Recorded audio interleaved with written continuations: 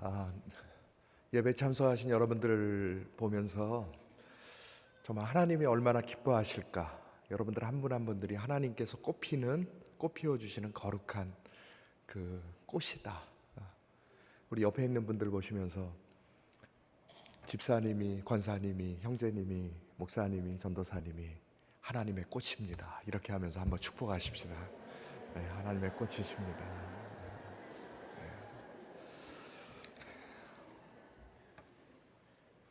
작년 12월 14일 저녁 5시 35분에 전화벨이 울렸습니다. 그래서 이렇게 전화 보니까 사랑하는 아버지 이렇게 써 있어요. 그래서 전화 받고 아버지 그랬는데 순간적으로 아버지 음성이 들리는 게 아니라 여보세요 그러는데 한 번도 못 들어본 분의 음성이에요.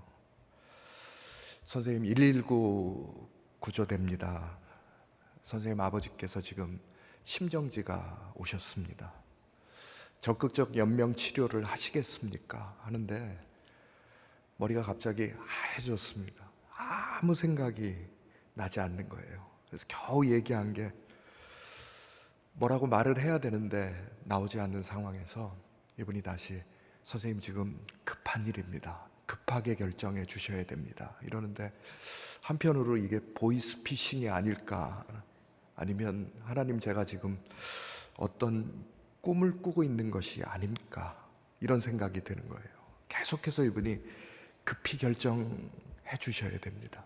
그래서 겨우 얘기한 게 아버지는 연명치료 안 하신다고 하셨습니다. 이렇게 얘기했습니다. 한 2년 전에 아버지가 그 소화가 잘 안 되신다고 그러시면서 내시경을 하셨는데 위암 2기 판정을 받으셨어요. 저희들도 권했지만 의사도 선생님 지금 연세가 있으시지만 충분히 수술을 감당할 만하십니다. 그러니까 수술하시는 게 좋겠습니다. 이러시는데 하나님의 은혜로 살아온 인생, 하나님의 부르시는 날까지 맑은 정신으로 살다가 나는 결코 병상에서 죽고 싶지가 않다. 나는 수술하지 않겠다. 그러시더니 그날로 사전 연명 치료를 거절하는 의료 의향서를 작성을 하셨습니다. 구급대원이 다시 얘기하는 거예요. 지금은 환자가 연명 의향서를 썼든지 안 썼든지 이게 중요한 것이 아니라 가족들이 어떻게 결정해 주는 것이 중요합니다. 지금 더 이상 치료하시지 않으면 지금이라도 PCR을 멈추게 되면 바로 운명하시게 됩니다. 그러는 거예요. 순간적으로 선생님 잠깐만 좀 시간을 주십시오. 제가 좀 기도해보고 뭐라고 좀 대답하고 싶습니다. 이러고 전화를 끊었어요. 그러고 나서 아버지를 옮겨놨다는 그 병원으로 제가 운전해서 가는데 여러분들 12월 14일 혹시 기억하시는 분들 계십니까? 그날이 우리 목사님 그 시 콘서트를 하셨던 날이었거든요. 저도 그 반포에 갔다가 교회 급한 일을 처리해야 돼가지고 급하게 교회로 몰려와서 막 일을 하고 있어서 마음에 좀 그 안정이 좀 안 되고 있는 그런 상황인데 다시 운전을 하고 가려니까 마음이 힘든 거예요. 밖에 비는 엄청나게 내리죠. 앞이 분간이 되지 않는 그런 상황인데 다시 전화가 왔어요. 그래서 제가 선생님 아직 제가 기도가 그러는데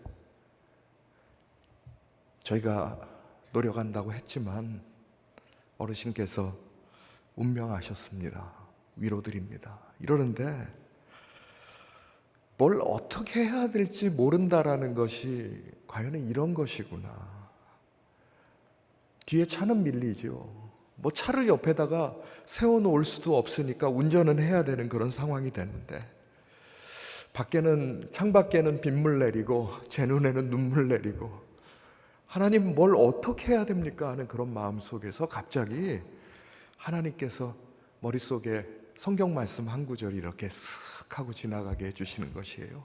그것이 전도서 3장 1절과 2절의 말씀입니다. 우리 한번 같이 읽어볼까요?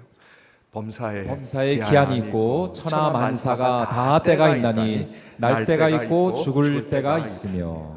이 땅에서 감당할 사명을 다 이루고 하나님 앞에 믿음으로 있으면 하나님께서 고통 없이 불러가 주시는 거구나. 우리 가족에게는 너무나 슬픈 일이지만 천국에 대한 거룩한 소망을 품고 살았던 우리 아버지에게서는 하나님과 상면하고 하나님의 품에 안기는 거룩한 기쁨을 누리시는 그런 순간이겠다, 이런 마음이 들었습니다.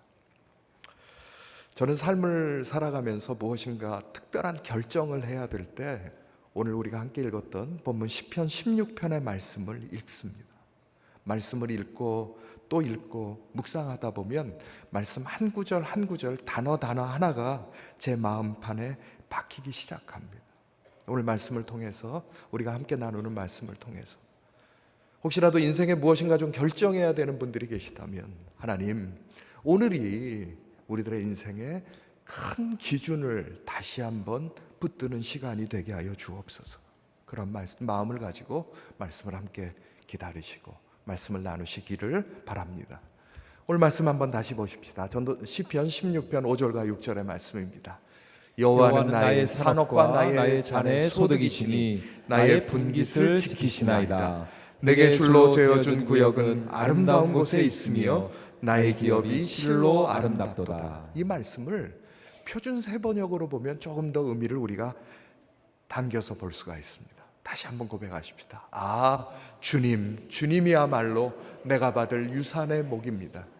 주님께서는 나에게 필요한 모든 복을 내려 주십니다. 나의 미래는 주님이 책임지십니다. 줄로 재어서 나에게 주신 그 땅은 기름진 곳입니다. 나는 빛나는 유산을 물려받았습니다. 그렇습니다. 하나님을 나의 하나님으로 믿고 의지하는 사람, 하나님이 나에게 필요한 모든 것을 풍성하게 공급해 주시는 분, 나의 미래를 책임져 주시는 분, 그리고 나의 삶에 주어진 모든 것이 하나님께서 주신 것이라는 것을 마음으로 확신하는 사람이 복된 사람입니다. 그들의 하나님께서 과거를 지켜주십니다. 미래를 지켜주십니다. 현재의 삶을 지켜주십니다. 저는 살아가면서 앞이 잘 보이지 아니하고 현재적인 것들을 내가 어떻게 해야 될까 잘 모르는 그런 순간이 오면 지나간 날들의 뒤를 한번 돌아봅니다. 그러면서 지금까지 지내온 것 주의 크신 은혜라, 하나님이 나를 여기까지, 이 순간까지 도우시고 지키셨다면 앞으로 남겨진 삶들을 반드시 책임져 주실 것이다. 아멘입니까? 그것이 우리들의 믿음입니다. 앞은 다 보이지 않아요. 앞에서 무슨 일이 일어날지 도무지 모르는 거예요. 그런데 우리들이 분명히 아는 것, 과거예요. 허물과 죄로 인해서 죽었던 저희들 하나님이 이름을 부르시면서 불러주셨습니다. 너는 내 아들이라고, 너는 내 딸이라고 불러주셨습니다.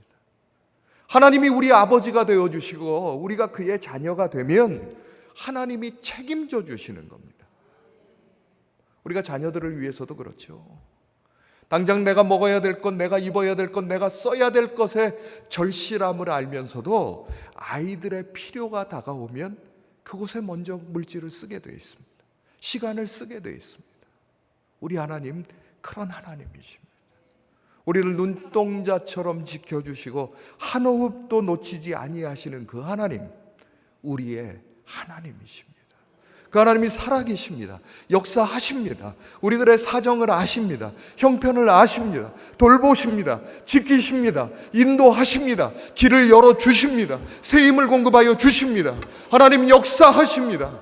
그 하나님이 우리 하나님이십니다. 성경 안에서 줄로 재어주다라는 표현이 딱 두 군데가 나옵니다. 오늘 우리가 나눴던 시편 16편의 말씀하고 사무엘하 8장의 말씀에 이런 구절이 있습니다. 다윗이 또 모압을 쳐서 그들로 땅에 엎드리게 하고, 같이 읽을까요? 줄로 재어 그 두 줄 길이의 사람은 죽이고 한 줄 길이의 사람은 살리니 모압 사람들이 다윗의 종들이 되어 조공을 드리니라. 이스라엘 백성들이 모압과 전쟁하던 때가 있었습니다. 하나님께서 그들을 이기게 해주셨습니다.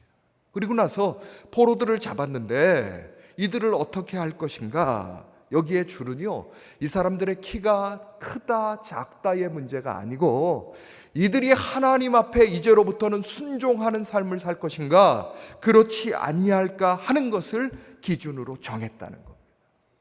3분의 2의 사람들이 나는 하나님 믿지 않겠소 얘기했어요. 3분의 1의 사람들은 나는 하나님을 따르겠습니다 얘기했어요. 어떻게 됐겠습니까? 하나님을 따르지 아니하였던 사람들은 다윗이 그 순간에 죽입니다. 하나님을 따르겠다라고 결정했던 사람들은 하나님께서 그들의 생명을 건져주셨습니다. 오늘 우리도 마찬가지지요. 우리들 중에서 죄가 없었던 사람들이 누가 있습니까? 하나님을 모르던 때에 자신의 생각대로 판단대로 계획대로 살아가지 아니하였던 사람들이 과연 누가 있습니까? 하나님께서 부르셨을 때 우리들이 거룩한 결단을 한 거죠. 하나님 믿겠습니다. 제가 이제로부터 예수님을 따라서 믿음으로 걸어가겠습니다. 가는 길이 거칠 줄 압니다. 하나님, 그러나 하나님 따라가겠습니다. 그 결심을 한 그 사람들을 하나님께서 오늘 16편 6절 말씀 다시 한번 보세요. 내게 줄로 재어준 구역, 그렇습니다. 줄로 재어진 구역 안에 넣어주시고 우리들을 아름답게 해주시고 하나님께서 형통의 은혜를 베풀어 주신 것입니다. 당장의 삶에서 우리가 육신적인 눌림이 있을 수 있습니다. 가정적인 어려움이 있을 수 있습니다. 혹이라도 우리들과 관계된 사람들이 나의 삶과 나의 생각과 나의 판단을 오해할 수가 있습니다. 그 일이 가정 안에서도 교회 안에서도 일어날 수 있습니다. 그러나 하나님이 나를 줄로 재어주신 곳에 두셨다면 하나님이 우리를 분명히 아름답게 하십니다. 하나님께서 분명히 우리들에게 은혜를 베풀어 주십니다. 하나님께서 우리들에게 세임을 베풀어 주십니다. 우리들의 병듦을 고쳐 주십니다. 우리들의 문제를 해결해 주십니다. 하나님이 지켜 주십니다. 도와주십니다. 공급하여 주십니다. 그 하나님 우리들의 앞길을 인도하시고 세임을 주십니다. 가끔 살아가다 보면 다른 사람들하고 이렇게 비교하기를 좋아하는 사람들이 있어요. 저 사람들이 키가 크다 작다, 얼굴이 이쁘다 이쁘지 아니하다, 뭐하다, 물질이 있다 없다. 또 가끔 그런 사람들 있잖아요. 목사님, 저는 무슨 차 타는데요, 저 사람은 그 차 타요 그래요. 그래서 제가 그러죠. 그 차가 하늘에서 떨어졌겠습니까? 아니면 그 차 살려고 돈 모았겠습니까? 제가 물어보거든요. 하늘에서 떨어졌습니까? 돈 모았겠습니까? 또 가끔 이런 분들 계세요. 할부래요. 그것도 능력이에요. 그의 노력과 수고가 있기 때문에 지금 현재적인 풍요의 삶들을 누리는 것 아니겠습니까? 아니, 그러면 왜 나는요? 아직 때가 이르지 않았어요. 오늘 눈물로 심고 노력하다 보면 하나님께서 어느 순간인가 때를 허락하여 주시는 거예요. 우리가 부모님도 자식에게 좋을 것을 줄 알거든 우리 하나님께서 왜 우리들에게 가장 좋은 것으로 공급하시지 않겠습니까? 아직 너희가 그것을 누릴 만하지 못하다. 그래서 우리가 기도할 때 하나님, 제 믿음의 길을, 믿음의 그릇을 하나님 넓게 하여 주옵소서. 하나님, 제가 물질을 감당할 수 있는 그릇을 허락하여 주옵소서. 하나님, 내게 주시는 모든 것, 내 마음을 넓게 하여 주옵시고 내 삶을 넓게 하여 주옵시고 하나님, 무엇보다도 내가 믿음의 그릇을 활짝 넓게 하여 주셔서 하나님의 복을, 나를 향해서 내리는 그 하나님의 복을 받아 누리는 거룩한 기쁨을 누리게 하여 주옵소서. 그것이 우리 모두의 기도의 제목이 되어야 될 줄로 믿습니다. 그렇습니다. 우리가 현재의 삶이 너무 힘겨울 수가 있습니다. 그러나 그때마다 하나님, 현재적인 삶만을 바라보는 것이 아니라 지나간 날들 동안에 나를 붙잡아 주신 그 하나님을 믿음으로 붙들고 내가 믿음 안에서 장래를 붙드시는 하나님, 가장 좋은 것 주시는 그 하나님을 향해서 하나님 믿음으로 걸어가게 하여 주옵소서. 거룩한 결단에 저와 여러분들이 되시기를 축복합니다. 오늘 말씀 보면서 아름답다라고 번역된 단어가 히브리어 보면 나임이라는 단어입니다. 유쾌하다, 즐겁다, 달콤하다, 사랑스럽다, 상쾌하다, 노래하다. 그러니까 이 말씀 정리하면 눈으로 보기에는 아름답고 마음으로는 즐거운 곳이 하나님께서 내게 줄로 재어주시는 것입니다. 그런데 가만히 생각해 보면 하나님 제게 주신 곳이 정말 아름답습니까? 하나님 내가 하나님의 마음에 합하도록 살아갑니까? 하나님 내 가정은 하나님의 마음에 그렇게 합한 곳입니까? 하나님 저를 믿고 맡겨주신 제 자녀들은 하나님의 뜻에 정말 맞는 아이들입니까? 저를 둘러싼 모든 관계들은 정말 하나님 안에 있습니까? 하나님 약속은 약속이고 저희들에게 실현되는 것은 또 다른 겁니까? 하는 의문이 들 때가 있습니다. 그럴 때 하나님이 주시는 열쇠가 있습니다. 말씀 한번 다시 보세요. 시편 16편 7절에서 9절 말씀인데 나를 훈계하신 여호와를 송축하라. 밤마다 내 양심이 나를 교훈하도다. 크게 있습니다. 내가 여호와를 항상 내 앞에 모시며 그가 나를 오른쪽에 계심으로 내가 흔들리지 아니하리로다. 이러므로 나의 마음이 기쁘고 나의 영도 즐거워하며 내 육체도 안전히 살리니. 여기 보니까 우리들의 삶에서 키워드가 되는 것이 뭐라고요? 내가 여호와를 같이 읽을까요? 항상 내 앞에 모시며, 그 하나님을 내 앞에 모시고 내가 믿음으로 살아가면 어떻다고요? 마음은 기쁘고 영도 즐겁고 내 육체도 안전하게 살아갈 수가 있는데 내가 하나님을 온전히 붙들지 못하는 것이 문제인 거예요. 현대인들에게 세 가지 큰 불안이 있다고 합니다. 보여주실래요? 환경에 대한 불안이 있답니다. 두 번째는 항상 불안하고 초조화되는 거예요. 세 번째는요, 관계에 대한 어려움이 있대요. 이것에 걸리면 공황장애가 오는 거예요. 항상 가슴이 진정되지가 않는 거예요. 아무리 좋은 것으로 주어도 자신의 삶에 만족감이 없는 거예요. 이것이 예수 믿지 않는 사람들에게만 있는 것이 아니라 간혹 예수 믿는 사람들에게 있어요. 결국에 이 세 가지를 가만히 정리를 하다 보면 그들의 미래에 대한 두려움, 그리고 무엇보다도 죽음에 대한 두려움입니다. 이것은요, 우리가 믿음으로 살아갈 때에 하나님, 저에게도 이러한 두려움이 있습니다. 그러나 하나님을 내가 내 앞에 모시고 이 두려움을 물리치게 하여 주옵소서. 우리들에게 염려가 오고 근심이 오고 두려움이 올 때마다 하나님, 저는 하나님 앞에 있는 사람입니다. 하나님이 제 오른편에 계신 것을 믿습니다. 하나님 제 영을 붙잡아 주실 것을 믿습니다. 하나님 저를 살려주실 것을 믿습니다. 하나님 저를 해결하여 주실 것을 믿습니다. 다시 한번 8절 한번 말씀 보세요. 내가 여호와를 항상 내 앞에 모시며 그가 나의 오른쪽에 계심으로 내가 흔들리지 아니하리로다. 내가 하나님을 내 앞에 모시면 하나님이 내 오른편에 계십니다. 붙잡으시는 거예요. 제가 새벽에 기도할 때마다 하나님, 한 번도 살아보지 않은 새로운 날을 맞이합니다. 하나님, 제 앞에서 부족한 저를 인도하여 주시옵소서. 하나님 제 곁에 계셔서 부족한 저와 동행하여 주시옵소서. 하나님 제 뒤에 계셔서 어떤 악한 것들이 저를 공격하고자 할 때에 막아주시옵소서. 하나님 제 아래 계셔서 혹시라도 제가 실수하며 넘어지면 하나님 일으켜 주시옵소서. 하나님 제 위에 계심으로 주의 복을 내리워 주옵소서. 이렇게 기도하곤 합니다. 하나님이 우리 하나님이 되시고 내가 내 하나님을 내 앞에 모실 때에 하나님이 합당한 복을 주실 줄로 믿습니다. 그런 사람들에게 주시는 은혜가 9절의 말씀이죠. 이는 주께서 내 영혼을 수월에 버리지 아니하시며, 읽습니다. 주의 거룩한 자를 멸망시키지 않으실 것입니다. 주의 거룩한 자는 다른 사람이 아니죠. 우리 한 사람 한 사람, 매일 거울 속에서 만나는 그 사람이에요. 어떤 분들은 목사님 저는 왜 이렇게 천하게 태어났는지 몰라요, 그러는 분들이 있어요. 그런 말씀하시면 제가 입을 막고 싶어요. 왜요? 왜 천해요? 하나님의 형상대로 만들어진 사람입니다.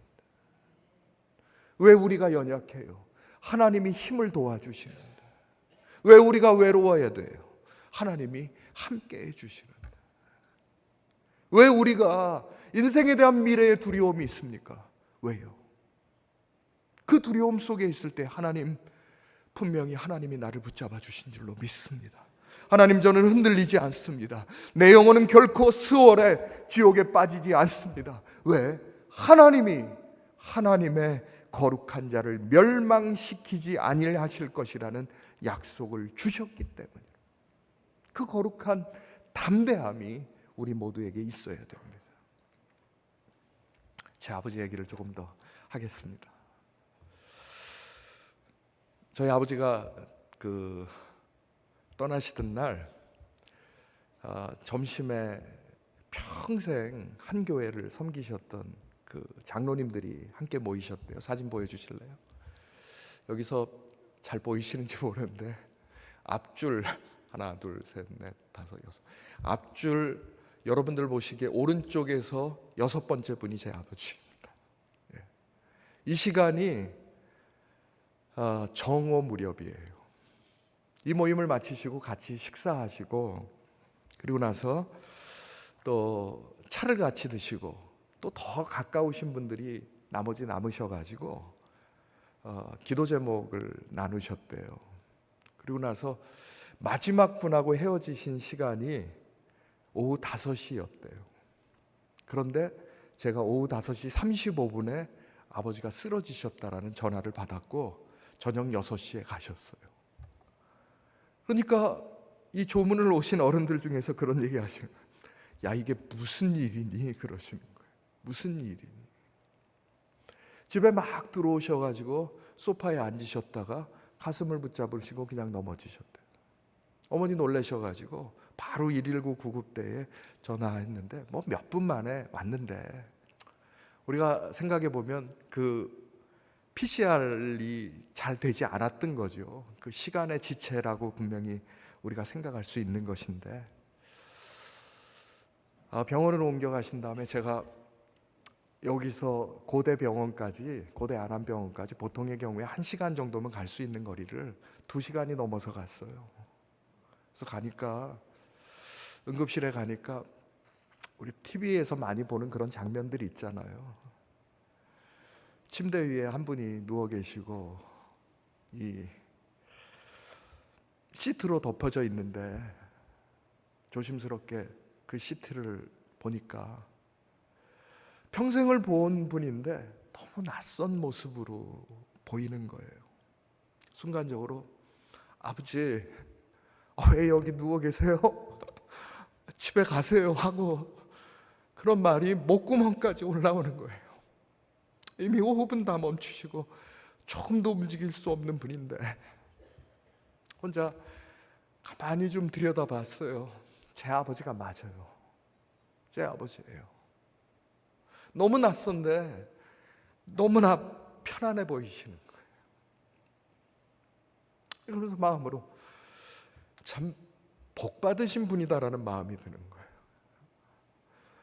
아버지의 그 시신 앞에서 들었던 생각이, 아니 왜 이렇게가 아니라 그렇게 기도하셨어요. 하나님, 침상에서 너무 오래 하다가 치매로 정신을 잃고 있다가 더 이상 치료되지 못한다고 피골이 상접하다가 호흡기를 떼면 바로 생명이 떠난다라는 그런 말 듣고 자녀들 고생시키지 아니하고 저도 고생하지 아니하고 하나님 즉각적인 부름을 받게 해주십시오. 그런 기도하실 때마다 뭐 이런 기도를 하시나 이런 생각을 했는데 하나님께서 그 기도에 응답해 주셨구나, 그런 마음이 들더라고요. 저희 아버지는 20대에 신앙생활을 시작을 하셨어요. 그 사이에 사업의 어려움은 얼마나 많았겠습니까? 신앙적인 위기는 얼마나 많았겠습니까? 그런데 매일 아침이면 기도하는 모습을 보여주셨어요. 어떤 어려움에 특별히 결정해야 된 일들이 있으면 하나님 하고 부르셨대요. 이런 얘기 한번 하셨어요. 그때 계약하고 넘어가야 되는데 하나님 하는데 왠지 마음에 도장 찍지 말아라 이런 마음이 들더래요. 앞에 있는 사람 재촉하고 아니 얘기 다 해놓고 계약 다 하는데 왜 이 순간에 왜 도장을 안 찍냐고 재촉하는데 내가 다시 한번 기도해보고 도장 찍고 싶습니다. 그러나 조금만 미루십시다. 그러는데 그 도장이 주머니에서 안 나오더래요. 아무리 힘을 써도 무엇입니까? 하나님이 막아주시는 거죠. 그리고 안 찍으셨대. 알고 보니까 무엇이었겠습니까? 사기였어요. 하나님이 지켜주신. 작은 일에도 하나님 의지하고 작은 일에도 하나님 붙들다 보니까 하나님이 은혜를 베풀어 주신 믿음의 인생을 살아간 거예요. 성숙한 신앙의 인격자가 되어야 된다. 하나님의 영광을 위해서 살아야 된다. 믿음의 길을 걸어갈 때 게으르지 말아야 한다. 성도들에게 온유해야 한다. 겸손해야 한다. 눈앞에 당장이 이익이 있더라도 하나님의 영광과 바꾸지 않아야 된다. 이렇게 자녀들 키우셔서 사남매가 모두 사역할 수 있는 길을 열어주셨습니다. 여러분들 중에서도 아시죠? 저는 알래스카에 가서 사역을 하고 제 동생은 남아공 선교사예요. 저희들끼리 그런 얘기를 했습니다. 아마 남매 중에서는 가장 먼 곳에서 사역하는 남매일 거라. 서로 사역에 바쁘다 보니까 제 동생을 제가 17년 만에 만났던 때가 있었어요. 가르치신 대로 애썼어요. 그렇게 살아가셨습니다. 교회 일을 위해서는 생업을 뒤로 하셨습니다. 교회 물질이 필요하면 지금까지 살아온 것 하나님의 은혜고 하나님의 공급하심 속에서 내가 살아왔기 때문에 하나님께 드리는 것이 당연하다고 아낌없이 내어놓을 줄 알았습니다. 기회를 얻는 대로 전도하는 일에도 최선을 다하셨습니다. 제가 미국 사역하면서 LA에서 10년간 사역한 다음인데 목표했던 공부를 마쳤습니다. 또 첫 번째로 건축했던 교회 건축도 마친 다음이었습니다. 제 친구들 그런 얘기를 많이 했어요. 송 목사 이제 다리 뻗고 살겠다. 부모님 그렇게 기도하시고 열심 내더니 그런 좋은 결과가 있구나 이런 얘기 많이 해줬어요. 그런데 알래스카에 좀 어려움을 겪는 교회가 저를 청빙을 해줬습니다. 목사님 오셔서 사역해 주시면 좋겠습니다. 첫째는 마침 친구들하고 같이 친구 목사님들하고 같이 있는 중에 그 전화를 받았기 때문에 얘기하니까 가지 마 그러는 거예요. 가지 마. 근데 제 마음에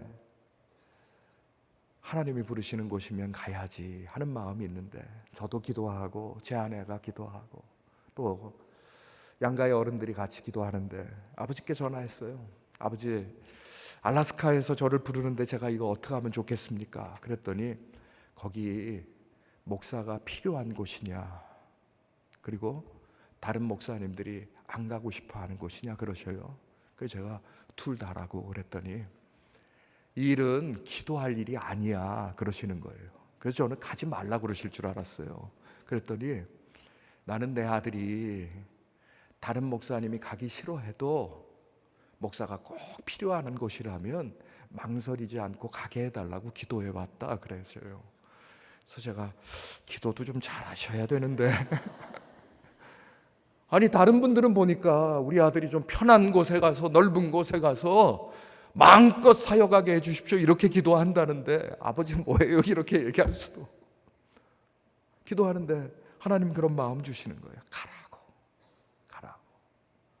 얼마나 추웠겠습니까? 제가 경험했던 가장 추위의 온도는 영하 42도였어요 6개월 이상 눈이 녹지 않는 곳에서 살아갔어요. 그곳을 사역했어요. 어려움들 얼마나 많이 있었겠어요. 그런데 하나님이 붙드시니까 고생스럽지는 않은 거예요. 많은 분들이 그래요. 힘들지, 힘들어. 못하겠지. 아니 그렇지는 않아. 왜? 하나님이 내 앞에 계시고 내가 하나님을 믿음으로 붙드니까 하나님이 지혜를 주시는 거야. 길을 열어주시는 거예요. 우리들의 삶에도 마찬가지예요. 우리들이 여러 가지 시험을 만나고 어려움을 만날 수 있지만 감당할 시험밖에는 허락지 아니하시고 시험 당할 즈음에 피할 길을 내시는 그 하나님께서 우리를 붙들어 주십니다. 지혜를 주십니다. 용기를 주십니다. 새 힘을 주십니다. 능력을 주십니다. 그 하나님이 우리 하나님이 되시는 거예요. 잠시 잠깐의 염려할 일들 때문에 결코 넘어지시 아니하시기를 축복합니다. 우리는 이겨내야 되는 사람입니다. 믿음으로 살아가야 되는 사람. 우리들의 인생의 모든 것이 닫힐 때에 하나님, 제가 이것을 조금 더 할 것, 하나님 내가 이 물질을 조금 더 드릴 것, 내가 그때 이 사람들에게 말씀을 전할 것, 이렇게 껄껄껄껄하고 살아가는 인생이 아니라 하나님, 저에게 거룩한 감동을 주셨을 때 제가 아멘으로 화답했습니다. 제가 믿음으로 순종했습니다. 하나님, 그렇게 살아왔습니다. 이것이 하나님 앞에서 드려야 되는 우리들의 거룩한 인생의 목표인 줄로 믿습니다. 아버지 장례에 정말 생각지도 못하게 많은 분들이 와주셨습니다. 저는 20년을 미국에서 사역한 다음에 귀국하고 얼마 안 돼가지고 그렇게 관계들이 많이 회복되지가 않았어요. 제 동생들은 다 외국에 나가 있어요. 얼마나 몇 분이나 이렇게 조문을 하실까 그랬는데, 그 조문하셨던 아버지 친구분이 이런 얘기 하시는 거예요. 너 참 복받았다 그러시는 거예요. 저한테. 너 참 복받았다. 여러분들 장례식에서 단체 사진 찍어 보셨어요?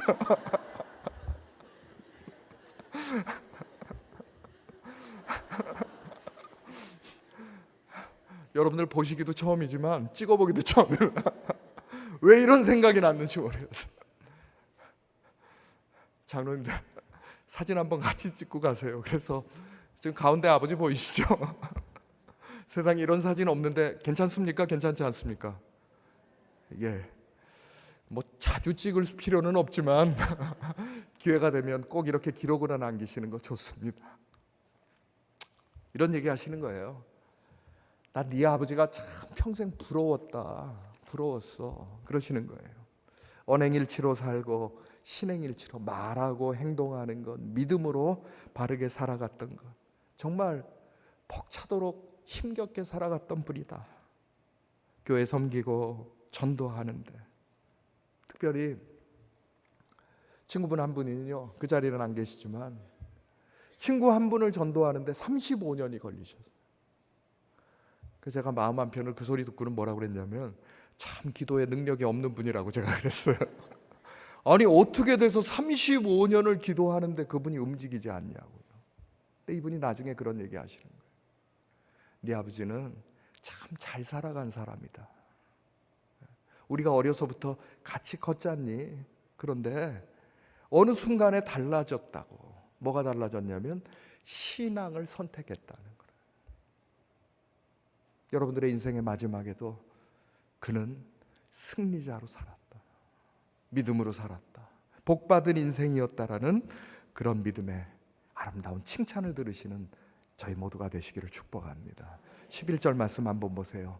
주께서 생명의 길을 내게 보이시리니 주의 앞에는 충만한 기쁨이 있고 주의 오른쪽에는 영원한 즐거움이 있나이다. 믿음으로 살아가면 하나님께서 반드시 생명의 길을 허락하여 주십니다. 세대교회는 참 아름다운 특징이 있죠. 생명나무, 성소권, 우편성도, 창의적 헌신 맞습니다. 그런데 하나 빠진 게 있죠. 뭡니까? 전도에 열심하는 교회라는 겁니다. 하나님, 내게 믿고 맡겨주신 나의 환경을 하나님의 영광으로 채우게 하여 주옵소서. 우리들 중에서 혹시라도 아직 함께 신앙생활을 하지 않는 남편이 계신 분 계시지 않습니까?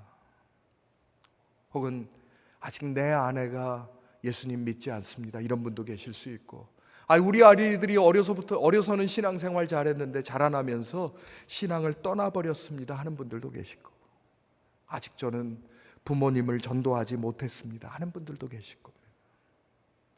내가 살아가고 있는 이곳이 아름다운 곳이요, 내가 하나님의 앞에서 살아가고 있다면 내 가족들 역시도 하나님 앞에 살아갈 수 있도록 우리가 인도해야 됩니다.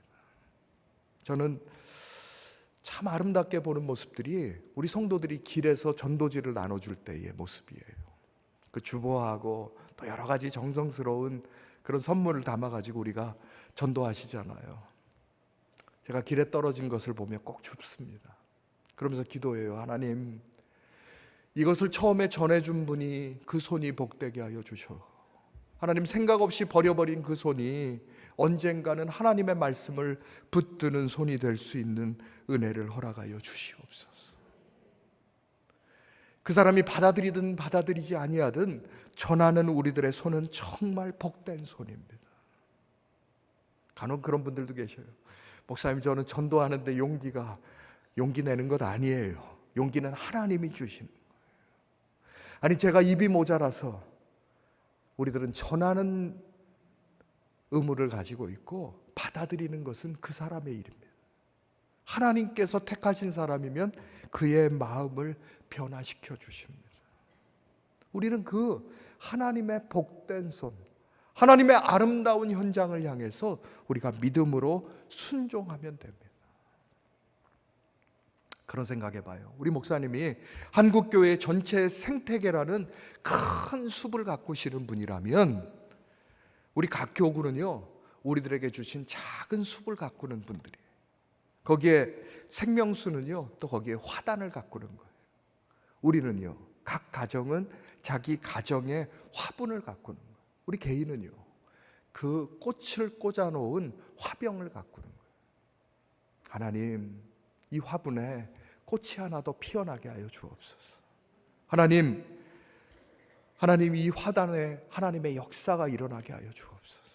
하나님, 우리들이 걷는 땅마다, 우리들의 눈으로 보는 그곳마다 아름다운 하나님의 역사 일어나게 하여 주옵소서. 지금은 저 사람이 하나님의 말씀을 부인하고 거절하지만 언젠가는 하나님 앞으로 돌아오는 거룩한 역사가 일어나게 하여 주옵소서. 저 청년들 볼 때 그런 생각이에요. 금년에도 우리 청년들이요, 제천에 가서 전도하고 해외에 태국과 미얀마에 가서 말씀을 전했어요. 얼마나 놀고 싶고 쓰고 싶은 것들이 얼마나 많이 있겠어요. 우리 청소년들이 하나님의 말씀 증거하고 우리 중고등부 아이들 또 유초등부 아이들까지도 자기 친구들에게 말씀 전하는 모습 볼 때마다 그렇다고, 이것이 우리 교회가 가지고 있는 새해된 교회라는 브랜드라는 마음을 갖습니다. 하나님이 돌보시고 하나님이 역사해 주십니다. 이번 주간에 우리가 주일 예배 시간에 모든 성도들이 자신의 전도할 대상을 향해서 작정하는 시간이 있습니다. 어떤 분들 그래요. 이거 적어내고 나면 언제 데리고 올 거냐고 그 말하는 게 싫어갖고 안 적습니다 그러는데, 여러분들 그런 얘기는 조그맣게 해야 되는 거 아시죠? 그거 큰일 날 일입니다. 하나님이 나에게 마음을 허락하여 주셨으면 하나님이 역사해 주십니다. 우리는 믿음으로 젖고 그를 위해서 기도하고 하나님 저에게 말씀을 증거할 수 있는 기회를 허락하여 주셔서 그에게 전하게 하여 주시고 그의 마음을 활짝 열어주심으로 그가 받아들일 수 있게 허락하여 주옵소서. 홀로 안 되면요, 옆에 도움을 요청해야 돼요.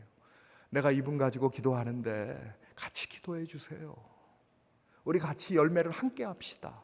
기도해 주세요. 요청해야 돼요. 아마 생명순에서 같이 기도할 겁니다. 교구에서 같이 기도할 겁니다. 그리고 그분들을 믿음으로 양육할 겁니다. 장례식의 마지막 하관 인사를 하면서 아버지에게, 이미 그 영은 하나님의 품에 안기셨지만 관을 바라보면서 제가 아버지 다시 만나요 그렇게 인사했어요. 안녕히 가세요가 아니라 아버지 다시 만나요.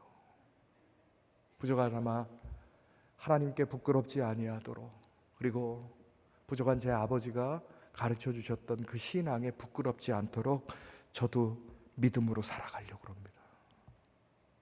우린 믿음으로 한 걸음 한 걸음 걸어가게 될 것입니다.